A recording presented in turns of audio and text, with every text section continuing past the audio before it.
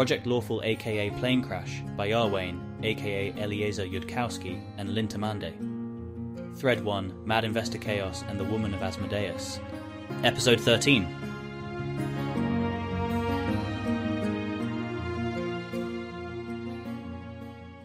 Irori has not been spending nearly enough energy to decode the actual words being exchanged on the material plane, but he has continued looking in this direction, whose spiritual position and velocity is looking increasingly relevant to his interests. Would you look at that? Somebody from this benighted corner of reality is thinking, in a surprisingly non-clueless direction, about what it even means to be a god that isn't about touching that damnable starstone.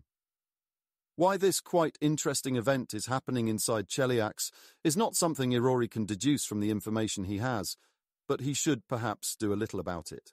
Irori sends a brief information packet to Asmodeus, requesting conversation under certain terms and conditions. Asmodeus does not get a lot of requests from other gods that he commit to non-intervention on the information they would like to bring to his attention for a negotiation. If it happens twice in 28800 time units, then there is a single underlying cause. Asmodeus suspects he may already know what Irori is asking about. He does not disclose this. He agrees to the conversation. Irori sends a potential contract to Asmodeus regarding the treatment of a certain mortal, identity to be revealed after contract is signed. A current mortal inhabitant of Cheliax seems to have set one foot upon the way. This mortal is not to be particularly hindered by Asmodeus or his deliberately dispatched agents. If the mortal continues upon the way, their steps shall no doubt take them beyond Cheliax in due time. No devil shall accept sale of their soul, as Cheliax sometimes demands of its people before allowing them to leave. Should such an event occur in Cheliax's due civil processes, any such devil is to instruct Cheliax that this mortal's soul may not be bought, but that the mortal is to be allowed to leave Cheliax regardless and not hindered in going where their footsteps take them. The mortal's current teachers shall not be killed by Asmodeus or his dispatched agents for a period of at least 1 year. If Asmodeus wants to wipe out their teachers after that, Irori shall not interfere. His way is not a way of rendering a mortal's path easy, and such events have not uncommonly spurred others on their way. For this boon, Irori offers a relatively small amount of energy in payment. The request doesn't call on Asmodeus to make any urgent, costly revelations. If the mortal falls before Cheliax's ordinary challenges, then so be it. Indeed, Irori is offering an energy payment barely more than the cost to Asmodeus to thus instruct his relevant soul-buying devils to refuse a certain contract. Irori would offer a greater fraction of the gains from trade, if not for Asmodeus's barely lawful tendency to selectively accept contracts on which he can screw others over, a tendency which Irori needs to take into account when offering prices. That squirrel. Everybody sure does love that squirrel. It is a cheaper ask than Abadar's, and in fact, wholly encompassed by it already. He's already not allowed to keep that squirrel's soul. Which Irori does not know, because this is the fun kind of negotiation that isn't occurring with mutual access to all relevant information. He observes that Cheliax has departing persons sell their souls for reasons, mainly that it keeps them from endangering Cheliax in ways that require costly intervention, and that the cost to him of a troublemaker running around exceed in expectation the cost of informing his devils not to take the contract, and that the sort of soul that might find Irori's way is an unusually valuable one to him too. The price isn't high enough. Irori would probably abandon the negotiation at this point, if the squirrel were only a normal amount of promising. But Asmodeus has the secret information that this is in fact an exceptionally bizarre squirrel, and so he predicts Irori is, actually, willing to pay more. Irori will go as high as the expected cost to a god of a mortal troublemaker, as well as the expected cost of informing his devils in due time, plus a bare margin of profit to make the contract beneficial to Asmodeus at all. Asmodeus will wantonly wreck this soul for no good reason in the afterlife, if Asmodeus gets it, so Irori does not accept that argument.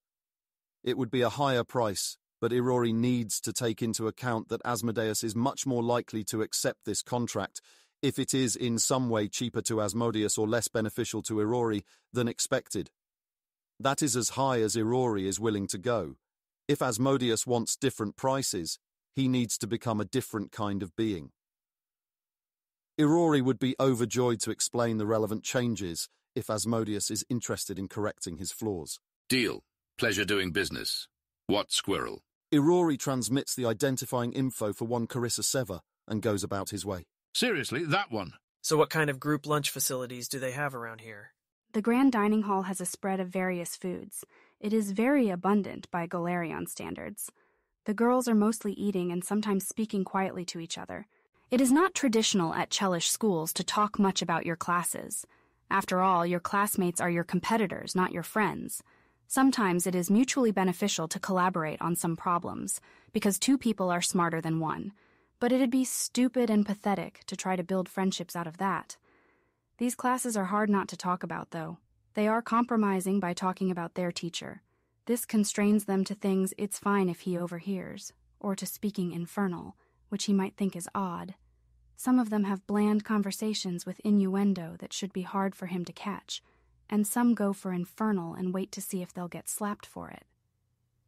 Conversations physically more distant from Keltham get steadily more interesting. I think it must be taught very differently in Hell, because most people couldn't learn this way at all. I think Hell is doing something different, shaping the way your intuition brain works. Instead of teaching you how to override it with formal precision, there are devils that don't have high intelligence and they still have it. And shaping the intuitions requires suffering because it's the language our subconscious speaks.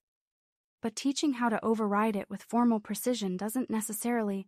We're still going to have to get the intuitions later, though. Keltham quietly eats his food for at least the first 10 minutes.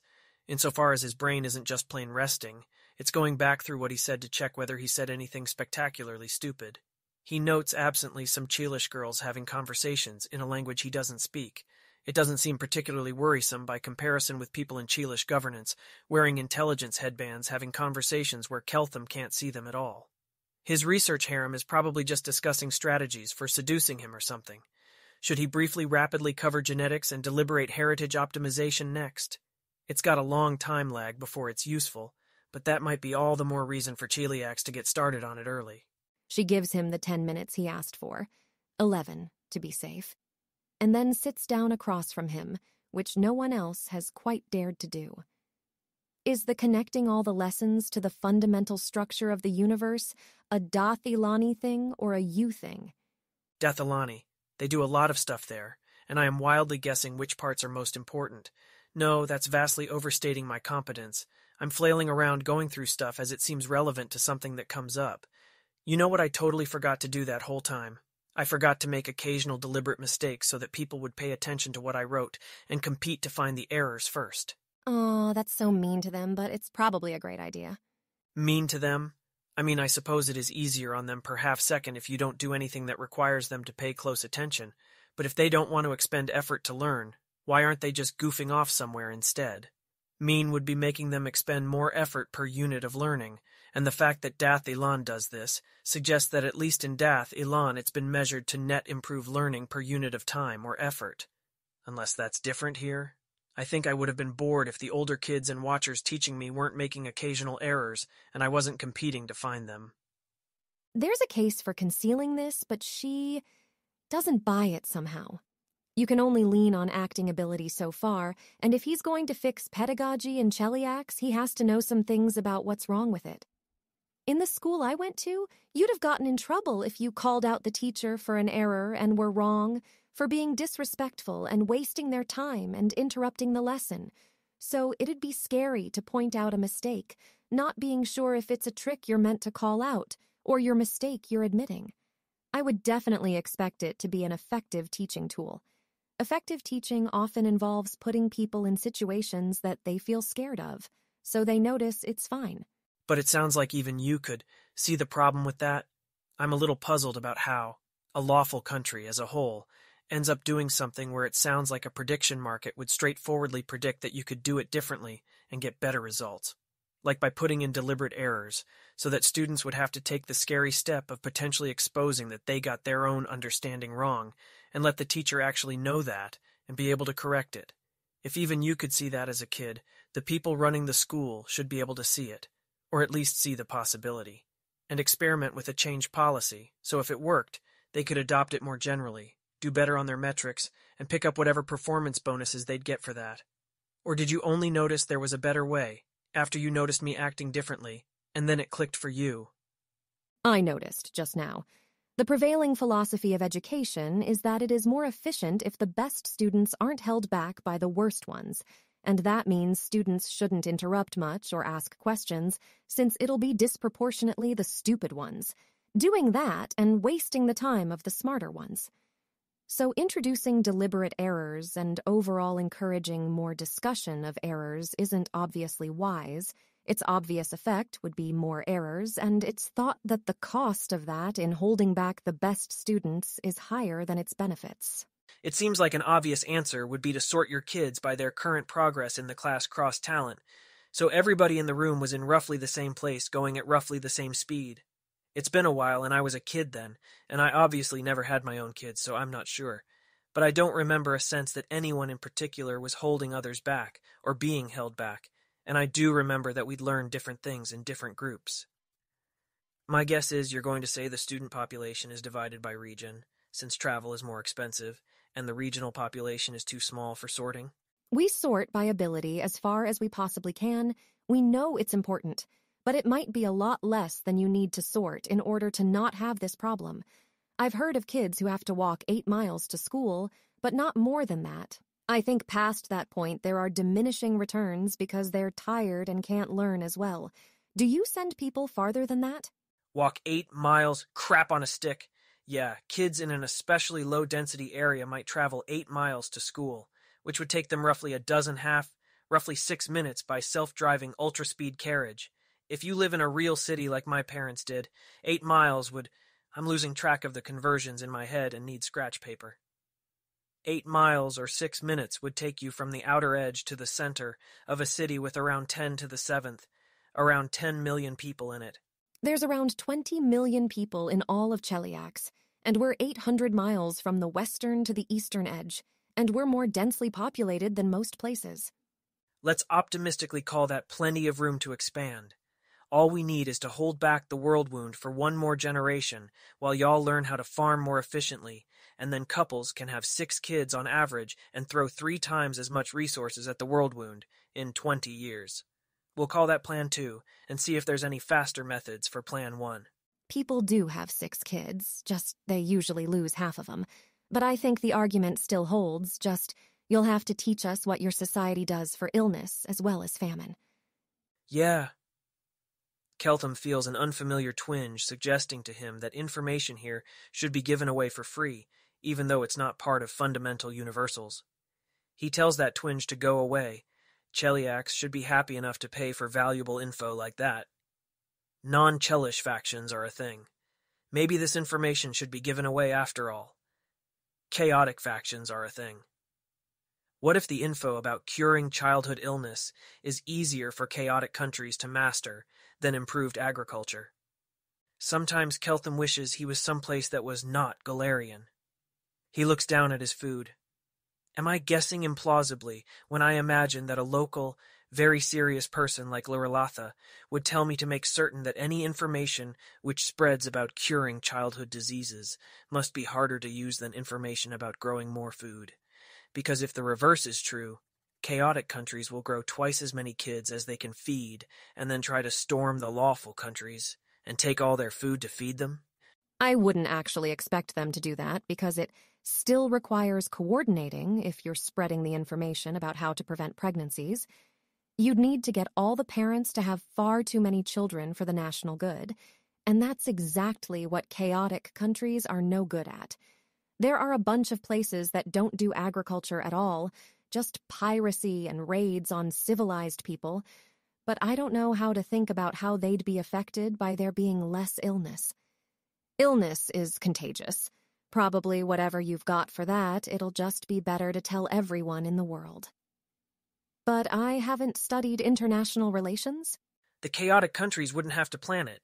They'd just need to have 6 kids the way people here usually do, and then half of the kids don't die because that part was easier than growing twice as much food.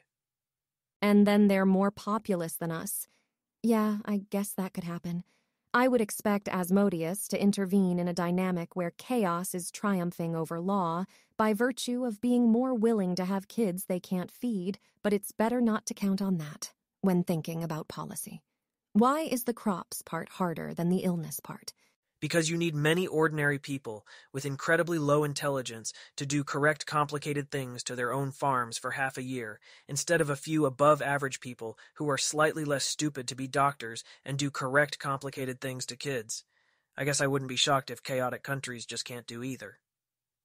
He still needs to check with somebody like Lurilatha before he starts spilling specific info about this topic to someone like Carissa, or so Keltham suspects a more serious person than him would tell him to do.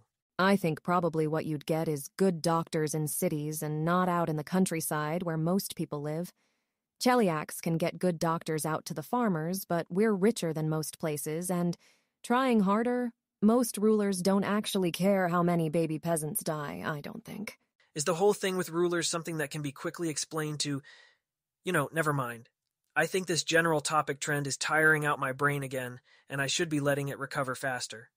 What do people in Cheliacs do for fun, if that's not too broad a question?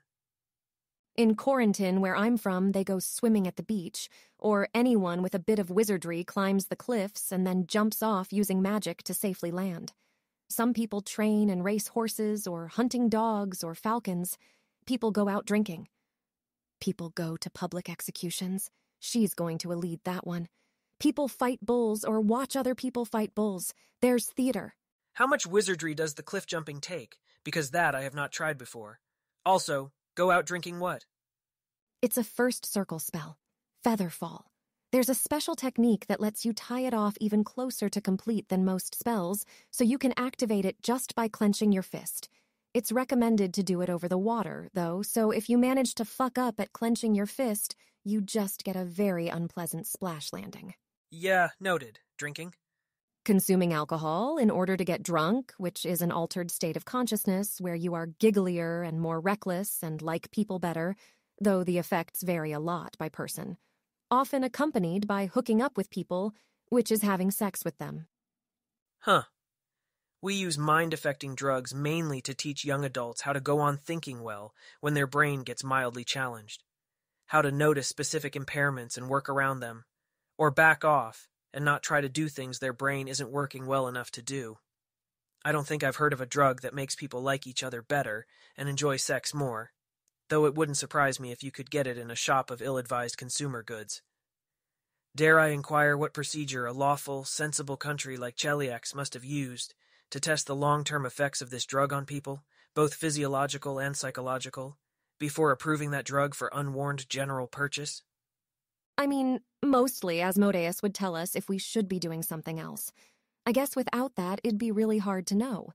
If I were Asmodeus, I'd tell you how to set up prediction markets for that sort of thing, instead of you having to bug him all the time. Is Asmodeus just a sufficiently strange being that he can't easily calculate what bits of simple advice could make humans be more competent and less weird? Lately I have been assuming that giving us that advice would be more expensive than, summoning or copying you from your universe. But setting that aside, it seems rather likely that you might need smarter people than we have, or more production surplus, to be able to have them surpass just having experts study an issue and come up with a recommendation to the Queen, and that, while we've only got a limited number of smart people, you'd want them on something else. Also, the gods have less information than mortals about most things happening on this plane, but they've specifically got really good information on all the souls that made it to their afterlife, so it's easy for Asmodeus to answer questions on anything that's been around long enough that lots of people in hell experienced it while living. And alcohol has been around thousands of years. So I'd expect Asmodeus has at least checked whether drinking it more or less makes you more or less lawful and smarter or stupider, and more or less able to adapt in hell. Yeah, I think I see. Maybe prediction markets assume lots of people who can make predictions, and you need to know what to think of all their different opinions collectively. Not that you're struggling to get even a single person to predict anything. Which is a problem that Dathilan also solves by starting a prediction market, to be clear, but maybe that's based on the assumption that if you subsidize the bets, 100 people will immediately show up and bet. What does happen in hell, exactly? Oh boy. You turn into a devil gradually. One as cool as Lurilatha if you are very dedicated and smart and willing to work at it. People get sorted, and the exact process and kind of devil depends a lot on what suits you and what's achievable with you as a starting point. I think it doesn't involve any logic lessons in the median case, which is sort of confusing, but my guess is that the median person isn't smart enough to learn that way. A lot of it, based on what you said, I would say it's aimed at changing how human instincts and intuitive processes work to be more lawful, instead of teaching it explicitly. My great-grandfather complains about it, but my great-grandfather complains about everything.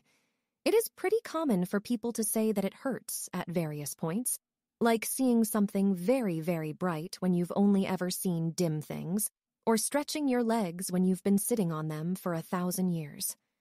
It is not at all common for people to say that they regret it or want to stop halfway through.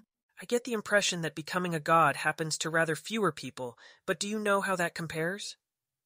4 people have become gods with the Starstone. None of them described it usefully rather than poetically. I think it's instantaneous instead of taking centuries, so that's a pretty big improvement all by itself. I'd definitely go for godhood preferentially if I thought I could swing it. Lurilatha's really cool, but probably Asmodeus is so much cooler. I'm not at all sure I'd take instantaneous over gradual, even if something ended up more powerful at the end of the instant. There's not much point if the thing that becomes the god gets changed so fast that there's no continuity with the old you. Are there non-Starstone gods? Irori reportedly ascended by achieving mental and physical perfection, which is definitely gradual. I think his holy books probably have a fair bit of detail, but I don't remember it. Because they're illegal for her to read. He's big in Vudra, across the continent from here, but my mother was always fond of him. She said he was a good god to have in mind for having high standards for yourself. Presumably, someone can get you a book if you ask. Huh. Not sure if I go that route, but it's not an instant no. What's different in other afterlives besides hell? Abaddon's the one that eats souls. The abyss is infinite and the one the demons at the world wound come from, and reportedly you start out there as a sort of grubbish larval demon, and if no one kills you first, mature into a demon eventually. The maelstrom is full of energy and magic, but nothing reacts in a consistent way to external forces. I guess the laws of logic would still apply there, but you couldn't really do any inference. And eventually it turns people into chaos beasts, which aren't possible to interact with and which can't interact with the world, not the physical world or magic or anything else anyone has tried. They are by all accounts happy and think this is cool, but it seems awful to me. Elysium, chaotic good, is an infinite wilderness. The kind of people who go there seem to like it. They just wander around exploring. Usually never run into anyone else. Nirvana turns you into an animal as part of a journey towards neutral good, which is very non-partial, not caring more about you or people you know than about anything else. And somehow being turned into an animal helps with that. Heaven makes you an angel, like hell makes you a devil. Devils are perfectly lawful, evil, and angels are perfectly lawful good. I guess there's nothing wrong with it, but I don't want to be perfectly lawful good, you know? That's missing. Lawful neutral. Neutral neutral? Right, sorry. Neutral's the boneyard. It's where Pharasma sorts everyone. It's, overrun with babies, because like half of people die as babies, and most adults have alignments, but babies generally don't. Abaddon used to sneak in and eat the babies, but now Hell defends it, so they don't. I have never heard anything very good about the Boneyard. Once you start demonstrating any inclination towards an alignment, you get kicked out of it to there instead. Lawful neutral is Axis. It sounds fine? It's a big city, unimaginably big. The thing you turn into is called an inevitable, and they're just pure law. Axis has a lot of trade with Hell, their gods and ours get along. I'll take a closer look at all this someday when I've got time. How hard is it to improve stuff up at that part of existence? Not sure any of that sounds Keltham optimal. And I have a god who should theoretically be about people doing their own stuff without stepping on each other. Do gods carve out their own sections of the afterlife, or is it strictly 9 to all customers? Gods carve out their own sections, which can vary some from the general scheme. There might be a spot for your god that's perfect for you that I just haven't heard of if your god doesn't talk much. I think improving the afterlives without buy-in from the relevant gods would be hard, and improving it in a way the relevant god likes is a highly encouraged way to spend your afterlife. I wish I could talk to my god, or even any of my god's other clerics if they exist. I'll mark it down for now as something that is not known to me to be imminently on fire, though. The whole setup you're describing, in Dathilan, you could take any large object or institution made by intelligent people and ask exactly why it was the way it was, and get a sensible answer about the ways it was optimal. To the point that I found it annoying. Why is the city 8 miles across, but not 9 miles? Because the property prices in the core would increase like so, and the benefit at the edges would decrease like so, market forecasts, etc., etc. Therefore, this way was optimal. The thing with the afterlives seems not that. I think it is not that. Maybe parts of Hell and Axis are like that, but no one's told us about it if so. But the gods are smart, or at least are supposed to have very high measured intelligence compared to a human in whatever system you're using. And it sounded from other things you said like they had some coordination. Is there a meta-god with even more alien desires? Who built the afterlives? It doesn't sound like that either, and it doesn't sound like the afterlives are as simple and non-functional as mountains or rivers. There's something the afterlives are doing, but I can't think of anything a smart entity could be trying to do, such that those afterlives are doing it optimally given their resources. That kind of half-assedness can be a signature of hereditary selection, the process I was talking about that built humans' systematic accretion of errors according to a fitness metric, which in biology is reproduction. But it doesn't quite sound like that either. You asked if my trying to situate my lectures inside of everything was a Dathalani thing or a me thing. It's both. We're used to knowing where we are inside a larger reality and where all of the order is coming from and why it's there. There's pranks that get played on us as children, which try to teach us to operate when we're wrong about things, when we don't know why things are happening, so we won't end up mentally fragile and unable to deal with confusion. But the fact is that I'm used to knowing to within 0.1% exactly how old my universe is, and the names and qualities of every kind of tiny part of reality that we haven't reduced to tinier parts. Not knowing that does feel quite disorienting, like I'm walking on air constantly trying to figure out what's holding up my feet. Whereas I am not used to having the slightest idea why anything is happening unless it's a magic item. You're stronger than an average Dathalani would realize from a first glance, aren't you? It's not that you don't know those things because you're not curious, but because the answers simply aren't available to you, and you take for granted that you can operate in that hostile cognitive environment. Well, it's... how did you put it? The organisms that can't operate in their environment die. The ones that are around are the ones that happened to be better at handling it. You're handling yourself pretty well for having lived all your life in a place so much safer than this one.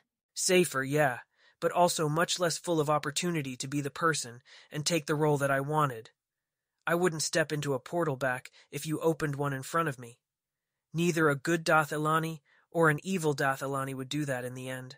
Only a weak one, and I don't aspire to be weak. You know, it's very rude saying things like that when you still haven't worked out a payment agreement with our government so people can fuck you. More direct than he's used to, but not unpleasant. Embarrassingly, I think I'm blocked on figuring out how to calculate the actual benefit to your breeding program of tossing in a huge batch of new intelligence alleles, given that you do already have people as smart as me. There's a theorem about how the speed of improvement goes, as the covariance of reproductive variance with the variance of the quality selected on.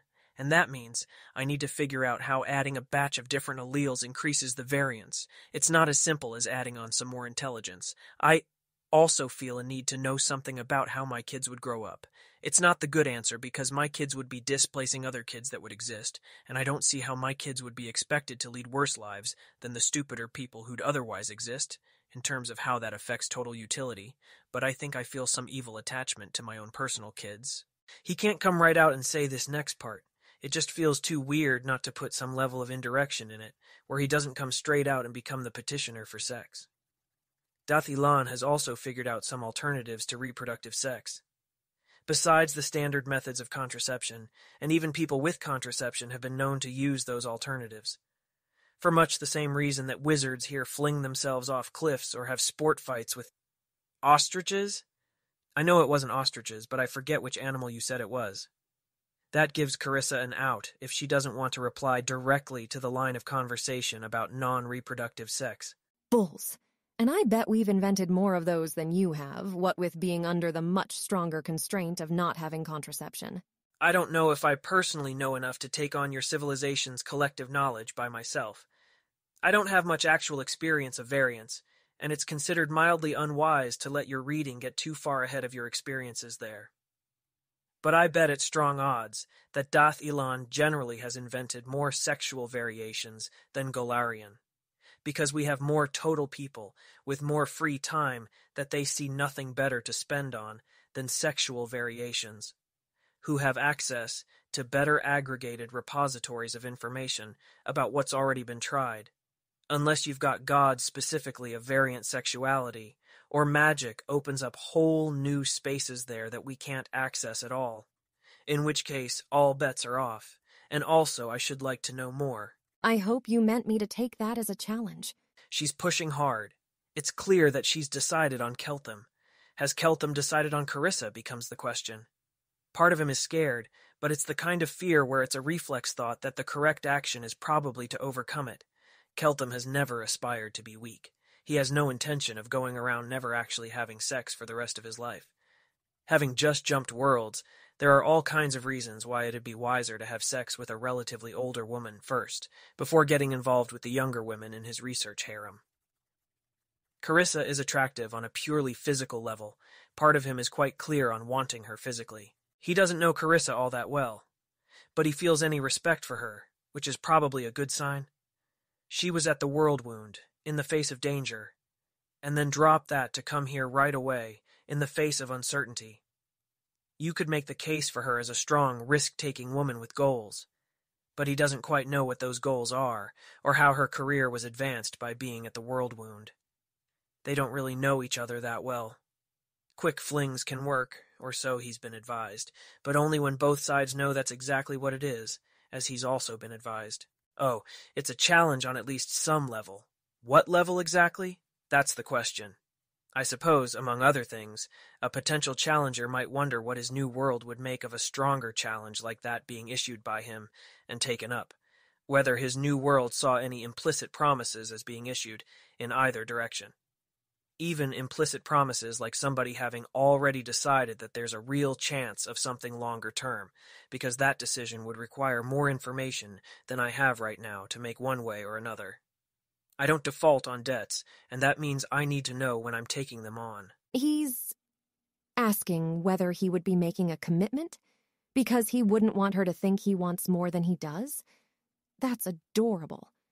It's also completely ridiculous, but she's not going to laugh at him.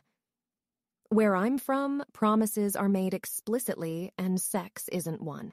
People do what they like, and if they like it a lot, they might do it again, and if their wants are conditioned on the other person's attitudes, then they'd better ask about those. And be good at telling if they're being lied to, but somehow she expects Keltham would be distracted by the revelation that in Cheliax people lie to get laid. I do not, in fact, want you particularly conditionally. But the flip side of that is that if you have conditions, you're going to have to figure them out. Conventional wisdom for some totally other world that's not this world has it that people our age, having fun with each other, sometimes find that spiraling into further events. Sometimes it means they have more fun than they expected. Sometimes it means that they've got to deal with some stuff that didn't work out or got unexpectedly broken and then move on. It is said there that this is one of those cases where there's a big ol' residual chance, even after you've reasonably estimated it to be unlikely. I'm hardly going to be against young people being reckless investors and plunging into exciting new projects without total and complete information. But another world's conventional wisdom seems to hold it important that people both be on the same page about being like, yeah, we both know we're being young here. We'd rather plunge ahead and deal with the residual chance of unpredictable consequences than spend our youth being timid and passing up on chances. Carissa is pretty sure that getting heartbroken is a thing that can only happen to you if you make the mistake of caring about other people, or at least about what other people think of you, and that Dathilan didn't suggest the obvious solution of don't care about other people or expect them to care about you, because they're good. She suspects, though, that this is an unsexy thing to say. We're young, she says, and we're playing games with very high stakes, such that this isn't by comparison. I wonder if the warning seems more necessary, in a world where it's not true of everything you do that it might hurt much worse than you expected. But I'd rather live in this world than in yours, just like you would, and I'd rather have you than not, even though I might get hurt on any given occasion and almost definitely will get hurt looking out ahead over all of them. The words hit harder than Keltham expected them to hit. It's the kind of thing you might hear in a Dathilani science fiction romance, spoken on a spaceship in assorted plot jeopardies. But the words hit a lot harder when you are in an impossible scenario, and a woman is saying those things to you. Consider yourself challenged, Carissa Sevar. See, overexcited batch of chattering wizard students? That's how you seduce people. I hope you're taking notes. They're totally taking notes.